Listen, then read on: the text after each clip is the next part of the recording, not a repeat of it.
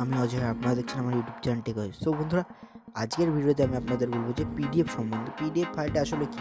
অনেকের মনে সন্দেহ আছে কি পিডিএফের তো নাম সবাই শুনেছেন, কিন্তু এই সম্বন্ধে আজকে আমি আপনাদের সাথে বিস্তারিত আলোচনা করব।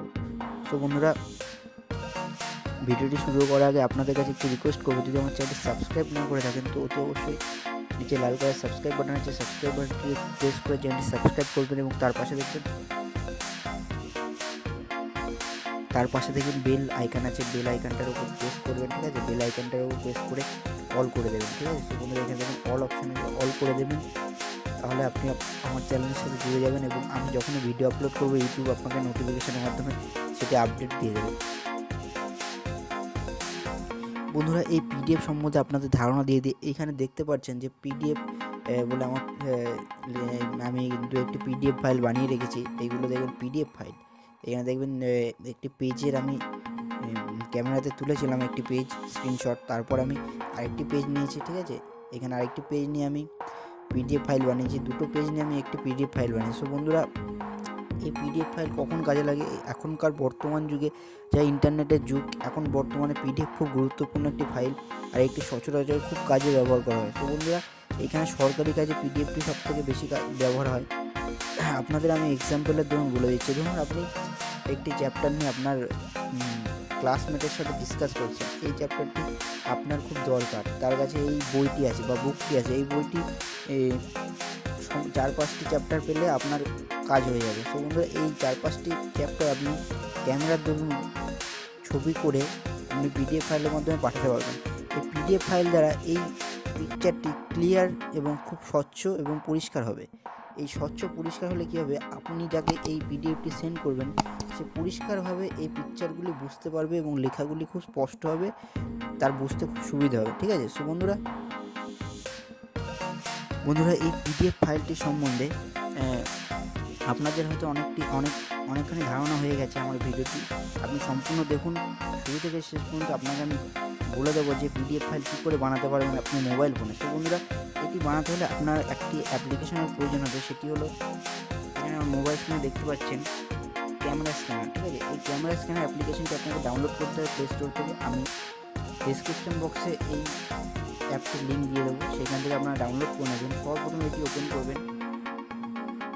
এখানে আমি ওপেন করে নিচ্ছি। ওপেন করে নেওয়ার পর এখানে দেখতে পাচ্ছেন যে এখানে আমি দুটি পিডিএফ ফাইল বানিয়ে রেখেছি, সেইগুলি আপনাদের দেখিয়ে দিই। ঠিক আছে, এখানে দেখতে পাচ্ছেন যে পিডিএফ ফাইলগুলো কত স্পষ্ট এবং স্বচ্ছ দেখাচ্ছে।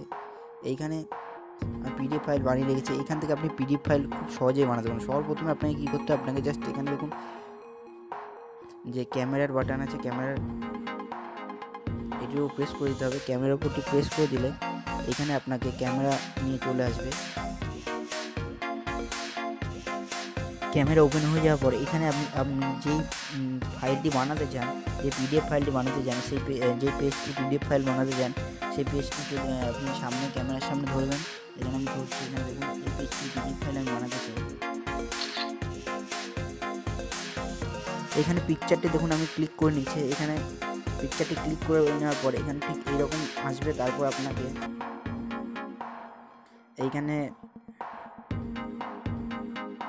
পিকচারটি এরকম আসবে ঠিক। তারপর এখানে দেখবেন লেফট রাইট, এখানে আপনি পিকচারটি সোজা এবং ডান দিক বাদিক করতে পারবেন। এখানে আমি ঠিক করে নিচ্ছি পিকচারটি। এখানে দেখবেন আমার পিকচারটি ঠিক হয়ে গেছে।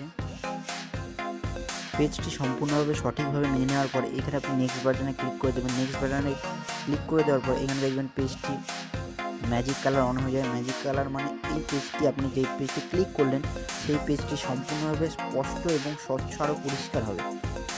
এই পেজটি আসার পর আপনি এখানে টিক মার্কে ক্লিক করবেন। সেভ অপশানে ক্লিক করার পর এখানে আপনার পেজগুলি চলে আসবে। আপনি ধরুন এর আগেও আমি 2-3টে পেজ আমি ক্লিক করে রেখেছি, এইগুলো এখানে চলে এসে ধরুন আমি এই 3টে পেজের পিডিএফ ফাইল বানাতে যাবো। এখানে আপনি 3টে পেজ ক্লিক করে নেওয়ার পর এখানে পিডিএফের অপশানে প্রেস করবেন। পিডিএফের অপশানে প্রেস করার পর এখানে লোডিং নেবে। তারপর দেখবেন এই 3টে পেজ চলে আসবে আপনার সামনে। আপনি ভালোভাবে দেখে নেবেন যে এই 3টে পেজে আপনি পিডিএফ ফাইল বানাতে চান নাকি আরও পেজ অ্যাড করতে চান। তো বন্ধুরা, 3-4টে যতগুলি পেজ পারবেন অ্যাড করতে পারবে। পিডিএফ ফাইল বানাতে গেলে অসংখ্য পেজ অ্যাড করা যায়। এখানে আমি 3টে ফাইলে আপনাদের দেখিয়ে দিচ্ছি।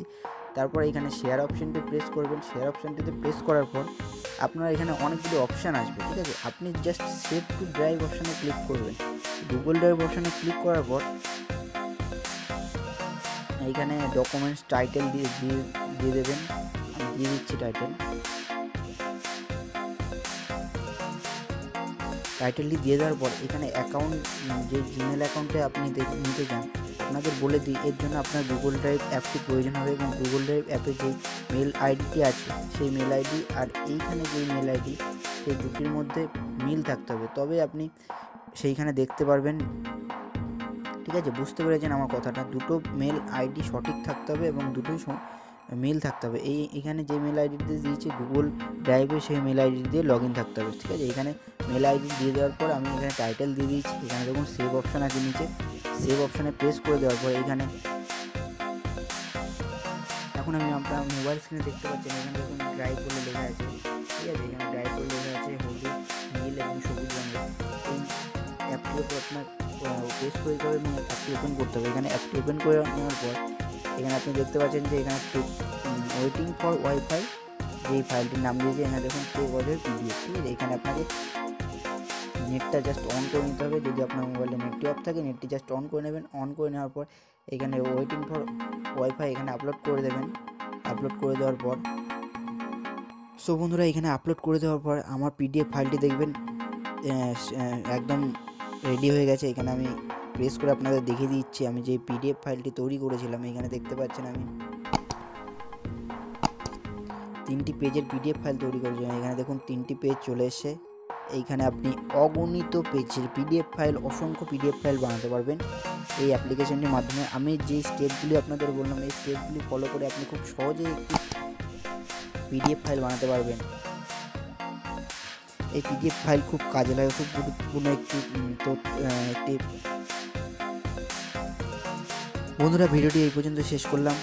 ভিডিওটি ভালো লাগলে অবশ্যই একটি লাইক করবেন, কমেন্ট বক্সে আপনার মতামত জানাবেন এবং বন্ধুবান্ধবের সাথে ভিডিওটি অবশ্যই শেয়ার করবেন।